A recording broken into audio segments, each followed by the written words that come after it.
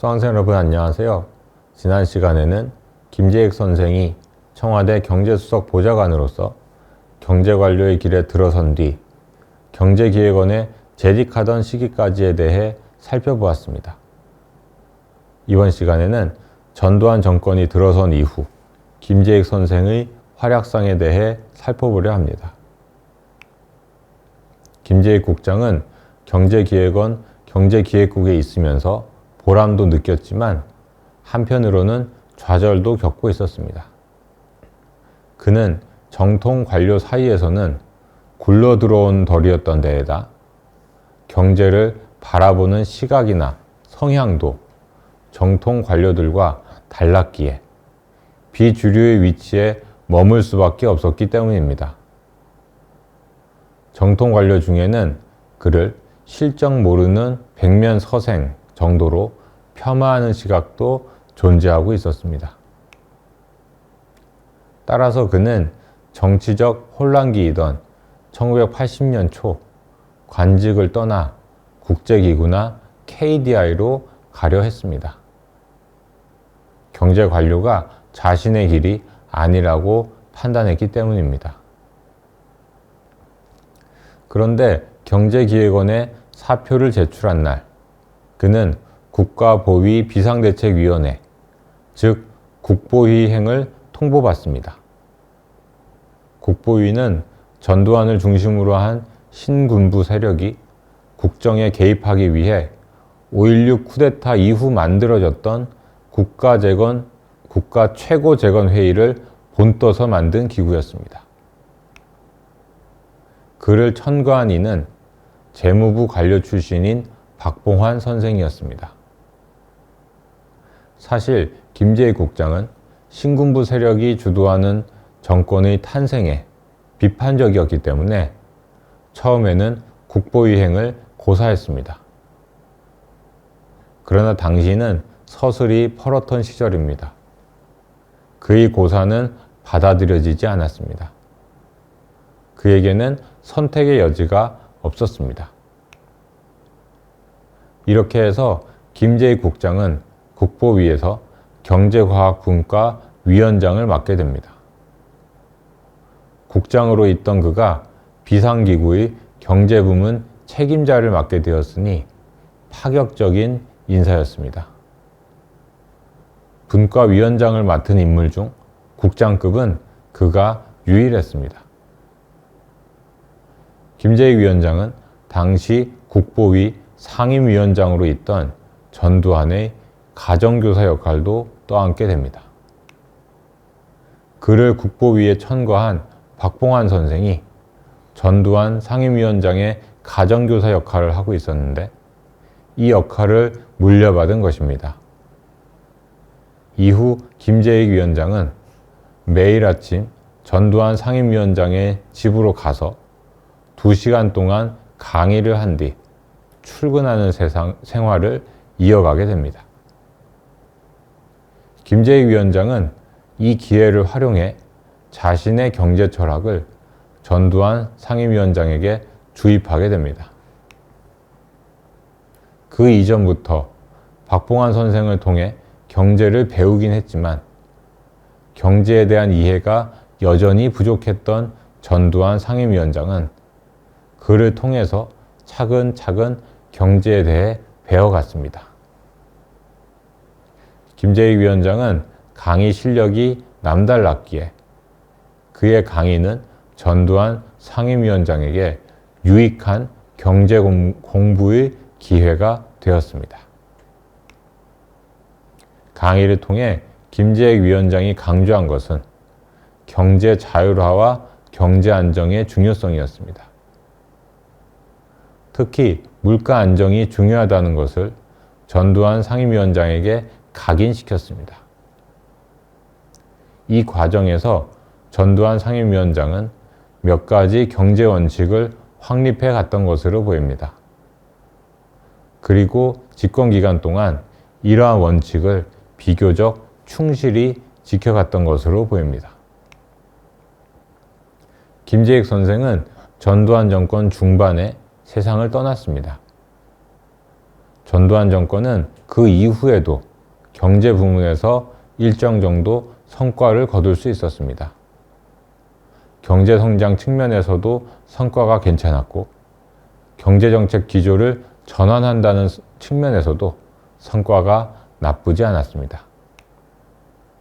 그럴 수 있었던 데에는 유리한 국제경제 환경의 조성을 비롯한 여러 요인이 작용했는데, 김재익 선생을 통해 전두환 대통령이 경제 원칙을 세워갈 수 있었던 건 역시 중요한 역할을 했다고 평가할 수 있겠습니다. 1980년 9월 전두환 대통령은 취임 직후 김재익을 경제수석 비서관으로 임명합니다. 경제수석으로 임명하겠다는 전두환 대통령에게 그는 한 가지 조건이 있다고 말했습니다. 그 조건이 무엇이냐고 묻는 전 대통령에게 그는 이렇게 답했습니다. 저의 경제정책은 인기가 없습니다. 기존의 기득권 세력들도 결코 이런 정책을 환영하지 않을 것입니다. 당연히 저항도 만만치 않을 것입니다. 하지만 반드시 누군가 해야 할 일이기도 합니다. 어떤 저항이 있더라도 제 말을 믿고 이 정책을 끌고 나가 주시겠습니까? 그리고 전두환 대통령은 그에게 이렇게 답했습니다. 여러 말할 것 없어. 경제는 당신이 대통령이야.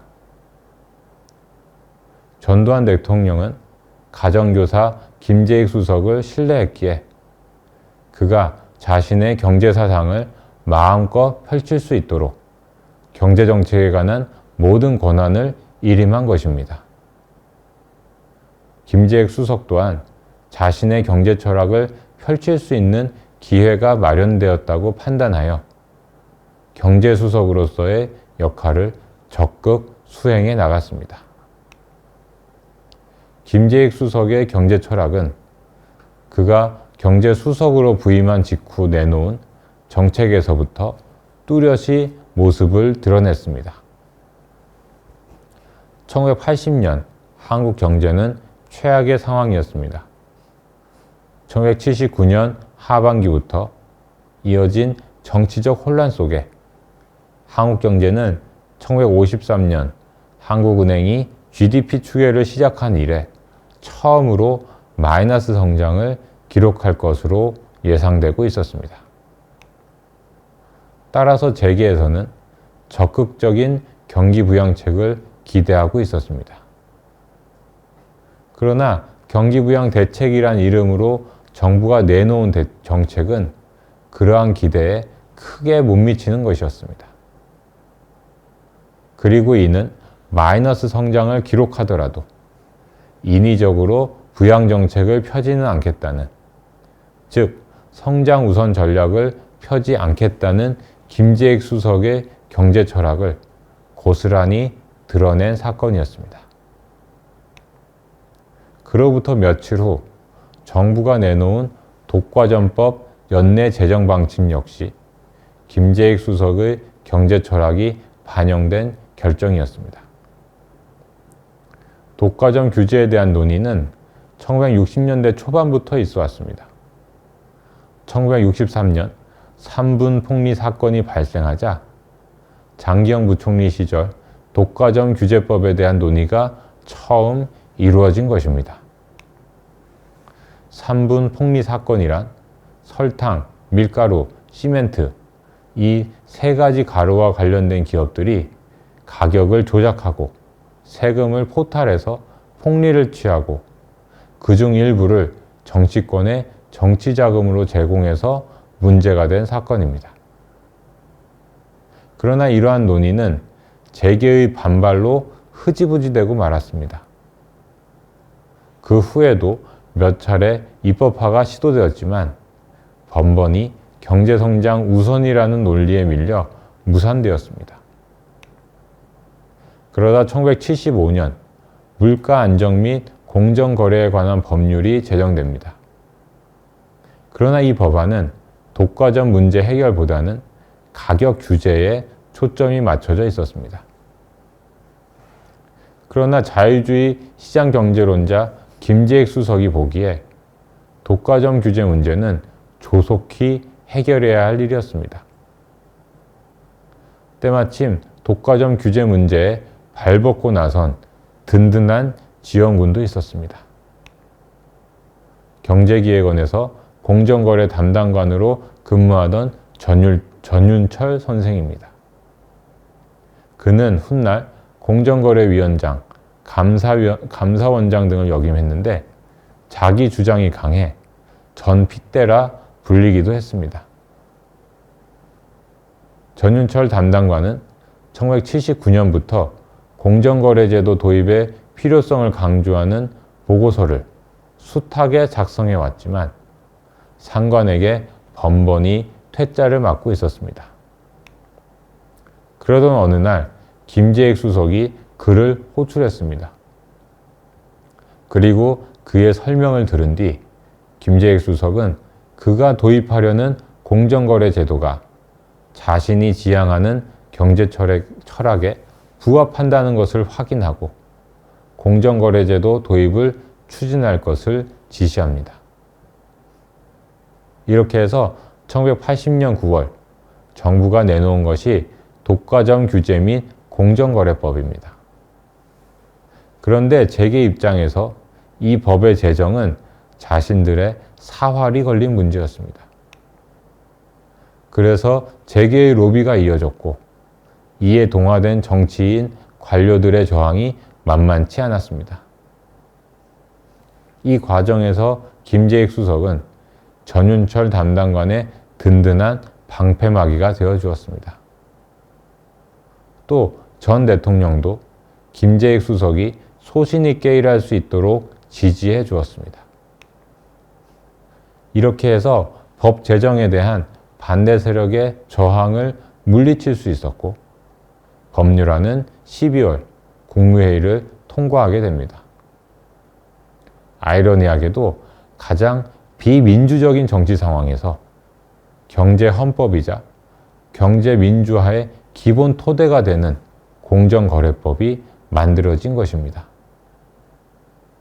참고로 이 당시의 공정거래법은 주로 독과점을 규제하는 데에 초점이 맞춰져 있었습니다. 이후 1986년 여기에 경제력 집중을 억제하기 위한 제도가 추가되었습니다. 재벌이 경제에서 과도하게 큰 비중을 차지함으로써 나타날 수 있는 경쟁 제한 요인을 제거하기 위해서였습니다. 그 결과 오늘날 공정거래법은 독과점을 규제하는 역할과 재벌로의 경제력 집중을 억제하는 두 가지 역할을 수행하고 있습니다.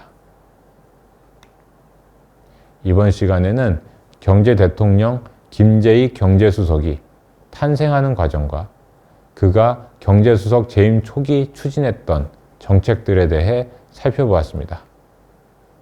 다음 시간에는 김재익 경제수석이 추진했던 경제 정책들에 대해 살펴보겠습니다.